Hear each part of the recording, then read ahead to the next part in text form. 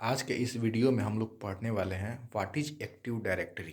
ठीक ना, active directory क्या होता है, how does it work, okay. Active directory के बारे में पढ़ना है हम लोग को, जिसको शॉर्ट फॉर्म में एडी बोला जाता है, एडी। ठीक ना। क्वेश्चन नंबर 2 है हम लोग का। क्वेश्चन नंबर 1 कंप्यूटर सिस्टम हम लोग पहले ही बना चुके हैं। ठीक ना। अब हम लोग समझते हैं कि एक्टिव डायरेक्टरी क्या होती है और ये कैसे वर्क करती है, यानी कि how does it work.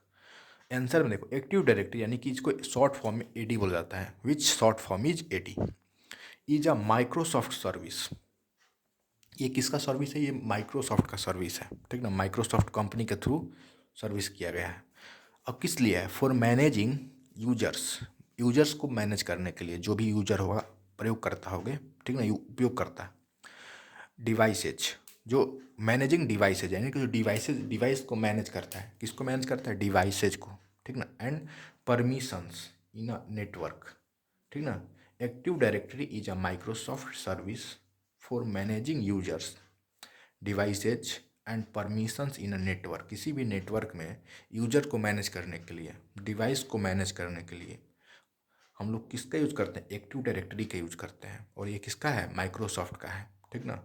And permissions को अलाउ करने के लिए हम लोग किसका यूज करते हैं, एडी का यूज करते हैं। ये परमिशन देने का काम करता है, एक तरह से ये मैनेजिंग करता है, मैनेज करता है। ठीक ना, इंटरनेट पर डिवाइसेज को, यूजेज को, इस यूजर्स को। इसीलिए आप लोग सुने होंगे कभी कभी कि सर्वर डाउन हो जाता है। सर्वर डाउन हो गया यानी कि बहुत सारे यूजर्स उसमें एक्स्ट्रा आ गए, तो उसमें एडी क्या हो गया, फेल हो गया, तो उस समय उसका सर्वर डाउन हो जाता है। ठीक ना। यूजर को मैनेज नहीं कर पाता है वो, बहुत सारे यूजर्स एक साथ आ जाते हैं। और किस यूजर को कौन सा रिसोर्स लोकेट करना है, ठीक ना, कहाँ पर डेटा स्टोर करवाना है, ये सब कौन काम करता है, तो एक्टिव डायरेक्टरी काम करने का काम करता है। ठीक ना, ये काम एक्टिव डायरेक्टरी काम करता है। अब ये बोला था किस तरह से वो वर्क्स करता है, अपना किस तरह से वो मैनेज करने का काम करता है, यूजर्स को एंड डिवाइसेज को एंड परमिशंस को किसी भी नेटवर्क में। तो देखो, इसका एग्जांपल और भी बता सकता हूँ कि कोई भी वाईफाई है, जैसे मोबाइल का वाईफाई है, उसमें मैक्सिमम 10% ऐड हो सकता है या फिर जुड़ सकते हैं एक साथ। लेकिन जो वाईफाई होता है उसमें हम लोग कम से कम 50% ऐड कर सकते हैं। ठीक ना, ऐड कर सकते हैं। अब सुनो ध्यान से, हाउ हाउ इट वर्क्स। इस तरह से ये एक्टिव डायरेक्टरी काम करती है। तो ये क्या करता है, स्टोर्स यूजर, यूजर का डेटा स्टोर कर लेता है ये। एंड रिसोर्स इंफॉर्मेशन, ये स्टोर्स, स्टोर मैंने स्टोर करता है यूजर्स एंड रिसोर्स इंफॉर्मेशन। जो भी यूजर है उसको जो भी रिसोर्स एलोट किया गया हो या एलोकेट किया गया हो, ठीक ना, अलॉट किया गया हो, उसका इन्फॉर्मेशन ये क्या करता है, स्टोर कर लेता है। जब भी आप लोग इसमें लॉगिन करोगे या फिर जो भी अपना कमांड दोगे, उस हिसाब से ये आपके इन्फॉर्मेशन के थ्रू वर्क करेगा। जैसे आप लोग लॉगिन भी करोगे तो इन अ सेंट्रलाइज डेटाबेस, ये सभी डेटा यूजर के डेटा को स्टोर करता है, जिससे कि यूजर को पहचानने में हेल्प हो और उससे हिसाब से डिवाइस को, प्रोग्राम्स को रन करवाने का वो काम करता है। ठीक ना। तो stores users and resource information in a centralize database में स्टोर करने करता है, पहला नंबर। तो उसके बाद प्रोवाइड ऑथेंटिकेस ऑथेंटिकेशन, यहाँ पर देखो, यहाँ पर से, यहाँ से ध्यान से, ये करता है प्रोवाइड ऑथेंटिकेशन। ठीक ना, ये ऑथेंटिकेशन प्रोवाइड करने का काम करता है। ठीक ना। वेरीफाइंग आइडेंटिटी, आइडेंटिटी कैसे वेरीफाई करता है, तो बाई आईडी, पासवर्ड, फेस के थ्रू भी कर सकता है, या फिर जो थंब हो गया, थंब के थ्रू भी ये वेरीफाई कर सकता है आइडेंटिटी की, कौन सा यूजर है, या फिर ये रियल यूजर है या नहीं है, फेक यूजर तो नहीं है, कुछ है एक तो नहीं हुआ है ना, कुछ तरह से ये सबसे पहले वेरीफाई करता है।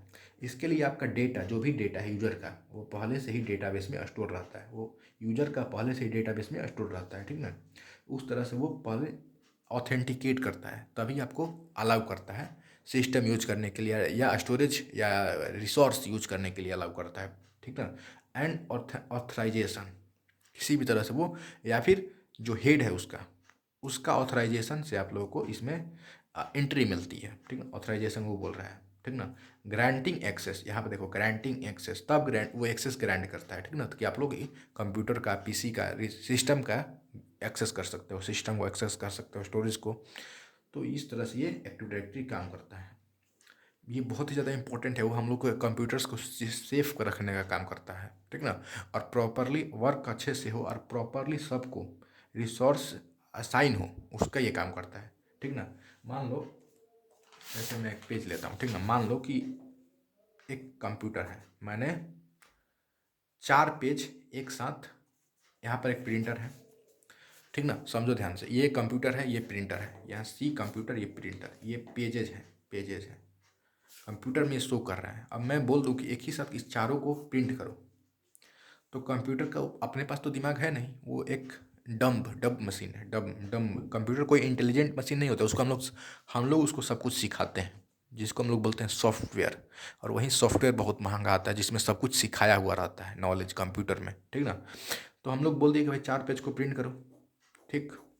अब ये कौन डिसाइड करे कौन पहले प्रिंट होगा, कौन बाद में प्रिंट होगा, कौन मतलब किसको ये रिसोर्स जो है किसको पहले मिलना चाहिए, तो इसको मिलना चाहिए, किसको मिलना चाहिए, किसको मिलना चाहिए, किसको मिलना चाहिए, ठीक। तो वो है एडी, एक्टिव डायरेक्टरी। वो कौन डिसाइड करेगा, एडी बीच में आएगा कि मैं आऊँगा भाई, मेड एसीपी नहीं, एडी आएगा इस बार, एसीपी नहीं आएगा और सीआईडी नहीं, इस बार एडी आएगा। वो क्या करेगा कि हाँ 4 पेज प्रिंट करना है, तो कौन कौन है, ये है 1 2 3 4 है। वो क्या करेगा, पेज नंबर 1 को पहले भेजेगा कि हाँ तू भाई जा, फिर उस पेज नंबर 2 को भेजेगा, पेज नंबर 1 को ही नहीं भेजने का काम करेगा, पेज नंबर 2 को भेजेगा, फिर पेज नंबर 3 को, फिर पेज नंबर 4 को।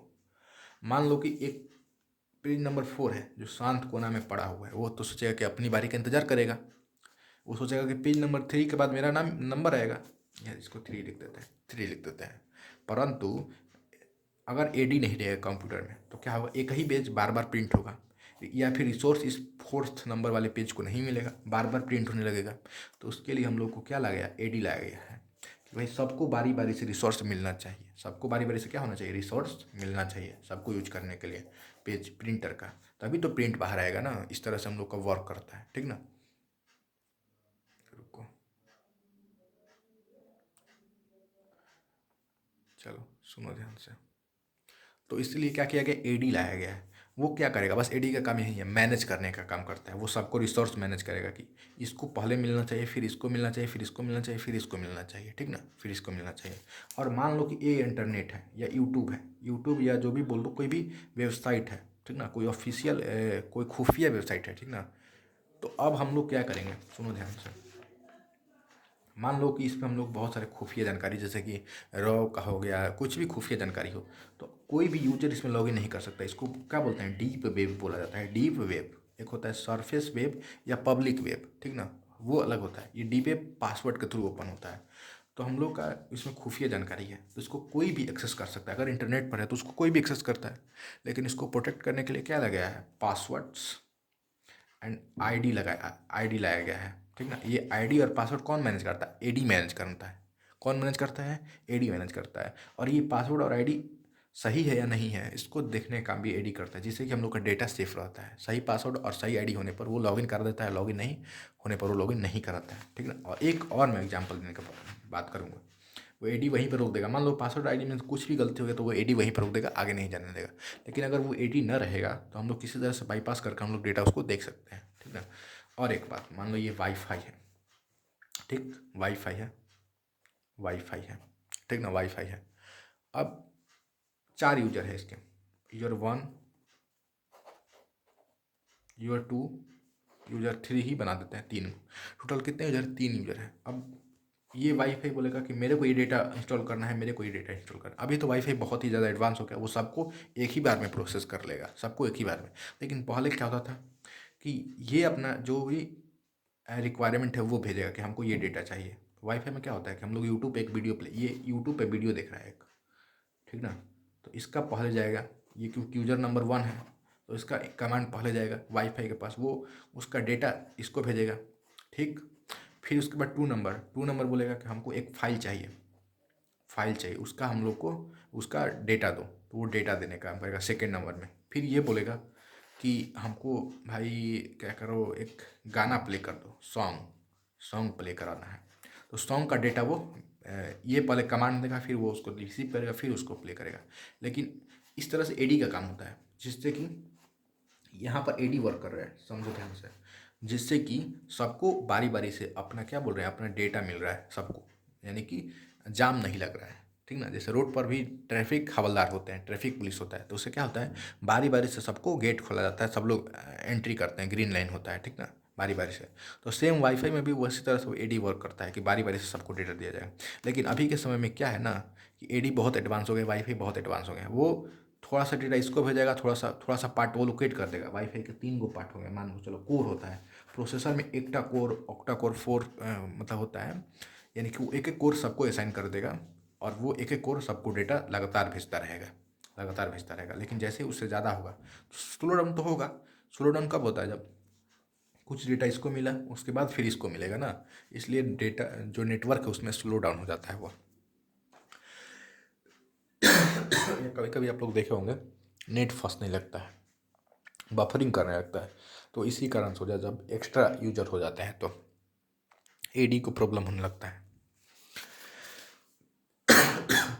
अभी एडी के जैसा ही बहुत सारे टूल्स आ गए हैं, बहुत सारे टूल्स हैं, ठीक ना।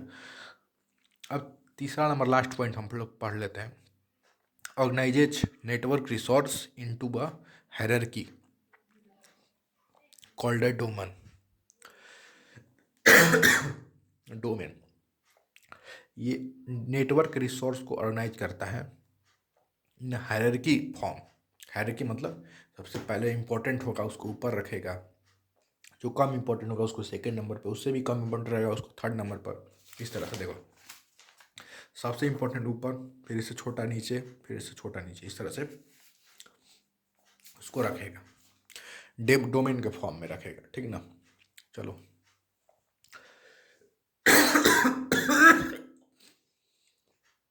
थैंक यू, मिलेंगे नेक्स्ट वीडियो में।